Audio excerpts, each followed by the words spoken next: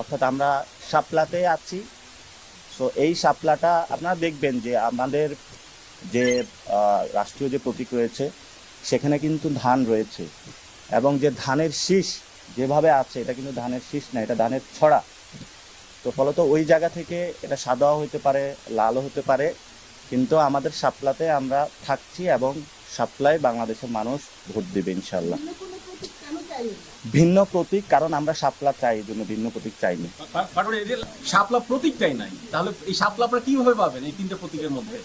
সংশোধনী আবার করবে, যদি ওনাদের এই সংশোধনীতে না আসে তাহলে আবার ওনারা করবে।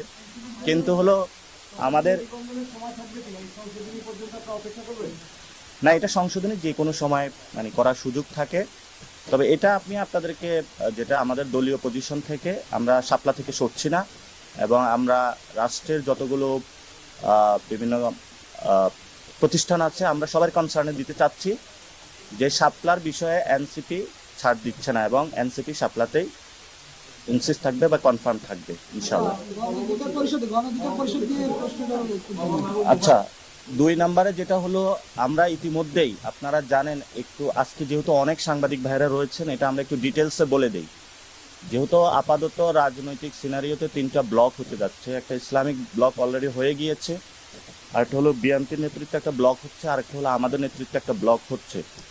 তো সেখানে আমরা যেহেতু বিএনপি না, এই জন্য বিএনপির ব্লকও যাচ্ছে না, আমরা যেহেতু জামাত না, এই জন্য জামাতের ব্লকও যাচ্ছে না, আমরা স্বতন্ত্র। আমরা এই গণ অভ্যুত্থানের সময় আমরা ইশতেহার দিয়েছিলাম, আমরা বলেছিলাম যে যেহেতু ফেসিবাদী ব্যবস্থার বিলুপ হয় নাই, আমাদের সামনে দীর্ঘ লড়াই রয়েছে। ফলত ওই জায়গা থেকে গত 15 বছরে যে তরুণরা আন্দোলন করেছিল, অনেকেই দল সৃষ্টি করেছিল, তারা অনেকেই সম্মত হয়েছেন এনসিপির ব্যানারে যোগ দেওয়ার জন্য। আমরা তাদের সাথে আলোচনা চলমান রেখেছি। এটা আমাদের সিদ্ধান্ত হয়েছে যে আমরা একসাথে একীভূত হয়ে কাজ করব, কিন্তু কী প্রক্রিয়াতে এটা হবে সেই বিষয়ে এখনো কথাবার্তা চলছে। যখন আমরা এটা সম্পূর্ণ করব তখন আমরা আবারই আপনাদের সামনে এসে আপনাদের মারফতে আপনাদেরকেও এবং দেশবাসীকে ফাইনাল মেসেজটা জানাবো। তবে এটা আমরা সিদ্ধান্ত নিয়েছি, গত 15 বছরে যতগুলো ব্যানার আছে সবগুলো ব্যানারকে আমরা একীভূত করতেছি একটা জায়গায়, এবং এটা বৃহত্তর তরুণদের অ্যালায়েন্স আসতেছে। এবং আমরা সেখানেও বলেছিলাম শুরুতে যেটা, ইনশাল্লাহ এই নির্বাচনে এনসিপির হাতে 150টা আসন থাকবে ইনশাল্লাহ।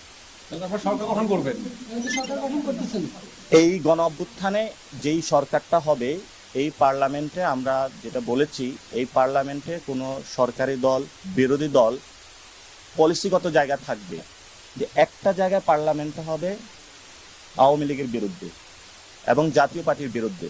ফলত এই পার্লামেন্টে, এবং এটাও আমরা কনসিডারেশনে রেখেছি, যেখানে জামায়াত থেকে যারা তরুণরা দাঁড়াবে, যারা গণ অভ্যুত্থানে অংশগ্রহণ করেছিল, বিএনপি থেকেও যে তরুণ সমাজরা অংশগ্রহণ করবে, আমরা তাদেরকে বিভিন্ন জায়গায় যারা ভালো মানুষ তাদের প্রতি আমরা মৌন সাপোর্ট দিব। কিন্তু আমাদের যারা প্রার্থী থাকবেন আমরা কি প্রক্রিয়াগতভাবে বাছাই করব সেটাও আপনাদের সামনে আজকে স্পষ্ট করেছি। কিন্তু আমরা এটা দেশবাসীর সামনে স্পষ্ট করতে চাই, আগামীর যে সংসদটা হবে এখানে আওয়ামী লীগ থাকবে না, জাতীয় পার্টি থাকবে না, এবং এটা দীর্ঘদিন ধরে আমরা বলে আসছি। 5 তারিখের যে গণ অভ্যুত্থান সেখানে বুলেট রেভলিউশন হয়েছিল, এবারে ব্যালট রেভলিউশন হবে, যেই রেভলিউশনের মধ্য দিয়ে ভোটিং প্রসেস এবং সব জায়গা থেকে বাংলাদেশ থেকে আওয়ামী লীগ এবং জাতীয় পার্টি হারিয়ে যাবে ইনশাল্লাহ। এবং আমরা কয়েকটা ক্রাইটেরিয়া সিলেক্ট করেছি। আগামীর ইলেকশনটা হবে সন্ত্রাসের বিরুদ্ধে, আগামীর ইলেকশনটা হবে চাঁদাবাজের বিরুদ্ধে, আগামীর ইলেকশনটা হবে দুর্নীতির বিরুদ্ধে, আগামীর ইলেকশনটা হবে নারীদের পক্ষে, আগামীর ইলেকশনটা হবে আলেমদের পক্ষে, আগামীর ইলেকশনটা হবে তরুণদের পক্ষে। তো 3টা জিনিস বিপক্ষে, 3টা জিনিস পক্ষে। এই আদর্শিক জায়গাটা ক্রাইটেরিয়ার ভিত্তিতে আমাদের যারা হিন্দু ভাইরা রয়েছেন, বুদ্ধিস্ট ভাইরা রয়েছেন, অ্যাজ এ সমন্বিতভাবে আগামীর যে পার্লামেন্টটা হবে, পুরো বাংলাদেশে যতগুলো জাতিসত্তা রয়েছে সবার একটা সম্মিলিত রূপ, নতুন একটি বাংলাদেশের স্বপ্নের আমরা যাচ্ছি ইনশাল্লাহ। স্টিল কনফিউশন আছে ফেব্রুয়ারিতে ইলেকশন হবে কিনা। সরকার অনেক ইনসিস্ট করতেছে যে ফেব্রুয়ারিতে ইলেকশন করার জন্য সবাইকে, কিন্তু আমাদের যে জুলাই সনদটা রয়েছে এটার লিগ্যাল যে পার্সপেক্টিভ, সেই জায়গা থেকে এখনো কোনো সলিউশন হয় নাই। এটা যত দ্রুত হবে, আমাদের 2টা লড়াই রয়েছে এখানে। একটা হলো আমাদের সংস্কার প্রক্রিয়া সম্পূর্ণ করতে হবে এবং দ্রুত গতিতে আমাদের গণতান্ত্রিক উত্তরণে যেতে হবে। অনেকেই বিভিন্নভাবে বলার চেষ্টা করে থাকে যে জামায়াত ইলেকশন চায় না, এনসিপি ইলেকশন চায় না, এগুলো হলো তাদের একটা প্রোপাগান্ডা। যদি বাংলাদেশে অতি দ্রুত গতিতে সুন্দর একটা ইলেকশন কেউ চেয়ে থাকে, সেটা সবার আগে এনসিপি চাইবে। কারণ আমরা ভোট দিতে পারি নাই, আমরা যত ভোট দ্রুত দিতে পারবো ততই আমরা বাংলাদেশের মানুষকে মুক্তির পথ দেখাতে পারবো। তো এই ভোট যে দেওয়া, এটা তো যারা দিয়েছে, যারা ভোট চুরি করেছে তাদের আবেগের চেয়ে বড় জায়গাটা, আবেগের জায়গাটা আমাদের। আমি জীবনে ভোট দিতে পারি নাই, ফলত এই জায়গাটা আমার যত ভোট দ্রুত দিতে পারবো এই জন্য আমি মাঠে নেমেছিলাম, রক্ত দিয়েছিলাম। এই জন্য আপনাদের সামনে এবং আপনাদের মাধ্যমে পুরো দেশবাসীকে আমরা স্পষ্ট করতে চাচ্ছি যে এনসিপি ইলেকশন দ্রুত গতিতে চায়, গণতান্ত্রিক উত্তরণের পথ চায়। কিন্তু গণতান্ত্রিক উত্তরণের পথ যদি কিছু ভোট দেওয়ায় বোঝায়, এটা একটা মিসকনসেপশন। এখানে ইনস্টিটিউশনগুলো যদি ঠিক না করতে পারি, জুলাই সনদ যদি না হয় এবং বাংলাদেশের যে লেজিসলেটিভ অ্যাসেম্বলি সেটাতে যদি কোনো ক্রাইটেরিয়াগত পরিবর্তন না আসে, তাহলে তো সেই একই শেখ হাসিনার জায়গায় অন্য একজন বসতেছে।